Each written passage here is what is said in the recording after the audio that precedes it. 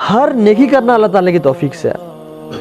آپ لوگ جو یہاں پہ آئے ہیں نا, بہت سے لوگ ہیں جو آنا چاہتے ہیں, لیکن مجھے بہت سے لوگ ملتے ہیں جو کہ کبھی اس لیکچر میں نہیں آئے, اس حلقہ میں نہیں آئے, لیکن وہ رہتے ہیں I8 میں یا باہر تھوڑا قریب رہتے ہیں, اسلام آباد میں رہتے ہیں, اور وہ کہتے ہیں ہم کتنے عرصے سے آنا چاہ رہے ہیں لیکن کچھ مصروفیت نکل آتی ہے, نہیں آ پاتے ہیں. لیکن کچھ لوگ پنڈی سے بھی آتے ہیں, کچھ لوگ بہت دور سے بھی آتے ہیں. تو ہر جو نیکی ہے نا وہ اللہ تعالیٰ کی توفیق کے ساتھ ہی ہے. مسجد میں جا کے نماز پڑھنا اللہ کی توفیق سے ہے. تو ہمیں اللہ سے نا نیکیوں کی توفیق مانگنی چاہیے. جیسے ہمارا گھر ہے نا, ہمارے گھر میں مختلف مہمان آتے ہیں, اور مہمانوں کی تقریباً 3 ٹائپس ہوتی ہیں. ایک وہ مہمان جو ہمارے بڑے قریبی ہوتے ہیں دل کے نا, جن سے ہم واقعی بہت محبت کرتے ہوتے ہیں. وہ جب گھر کے باہر آتے ہیں تو کیا کرتے ہیں ہم لوگ, بس انہیں کھینچ کے لے آتے ہیں کہ آئیں بیٹھیں ہمارے ساتھ, آئیں کھانا کھائیں. فوراً کا بیگم کو بولا یا امی کو کھانا پکائیں, میرے دوست بڑے جگری دوست آئے ہیں یا قریبی دوست آئے ہیں, ان کو میں کھانا کھلانا ہے.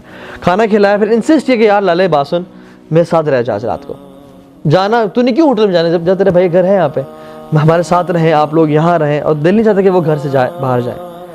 ایک ہی مہمان ہے. ایک وہ ہیں جو کہ جن سے آپ کو محبت ہے, لیکن ان کو آپ نے آفر کیا, گھر آئے, کھانا کھلایا, بس اب اتنی محبت تھی کہ ابھی میں نے کہیں جانا ہے تو انشاءاللہ ملاقات ہوتی ہے بعد میں. اور کچھ لوگ ہوتے ہیں جو کہ کیمراز میں دیکھا کہ باہر کون آیا ہوا ہے, یا جان کے دیکھا کہ باہر کون آیا ہوا ہے, تو بول دیا کہ صاحب گھر پہ نہیں ہے. ٹھیک ہے, صاحب کہہ رہے ہیں کہ صاحب گھر پہ نہیں ہے, ٹھیک ہے, تو یہ بول دیا. اللہ تعالیٰ کی جو مساجد ہے نا, یہ بھی اللہ کے گھر ہیں. حرم, مسجد نبوی, اور یہاں ہماری جو مساجد ہیں یہ بھی اللہ کے گھر ہیں. ٹھیک ہے, اللہ تعالیٰ کے بھی مہمان, ہم لوگ جو جاتے ہیں وہ اللہ کے مہمان ہیں.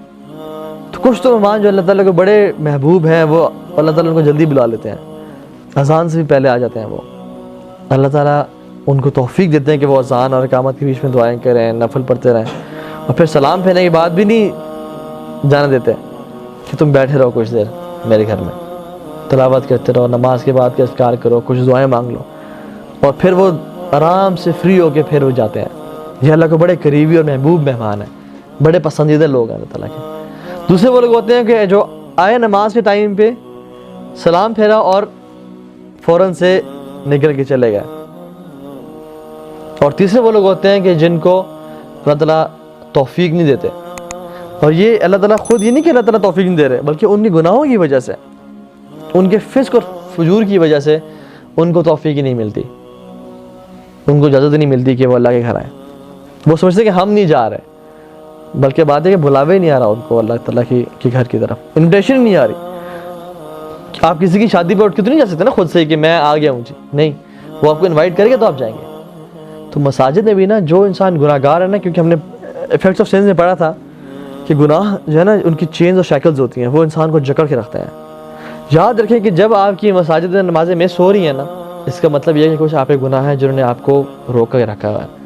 کچھ آپ سے غلطی ہو رہی ہے, یا تو آپ نے ماں کی نافرمانی کی ہے, کوئی ایسا آپ نے ایسا جیسچر شو کر دیا کہ جس سے ماں کا دل ٹوٹا ہے, یا باپ کی نافرمانی کی ہے, یا کچھ حرام کھایا ہے, یا کوئی جھوٹ بولا ہے, یا کوئی ایسا عمل کیا ہے جس سے رب ناراض ہے. فوراً سے توبہ استغفار کریں, یا اللہ مجھے توفیق دے دیں, یا اللہ مجھے توفیق دے. اور اللہ تعالیٰ ظالم نہیں ہے اپنے بندوں پہ. اللہ تو چاہتے ہیں یرید اللہ یتوب علیکم, میں تو چاہتا ہوں میں معاف کر دوں. ما یفعل اللہ بعذابکم ان شکرتم وآمنتم, میں کیا کروں گا تمہیں عذاب دے کے. اللہ خود کہہ رہے قرآن میں تمہیں کیا کروں گا عذاب دے کے, اگر تم شکر گزار بن جاؤ اور ایمان والے بن جاؤ.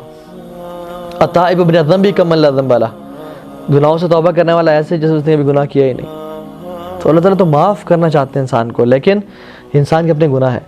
تو ہر جو نیکی ہے نا وہ اللہ کی خاص توفیق سے ہے. فإياي فاعبدون كل نفس ذائقة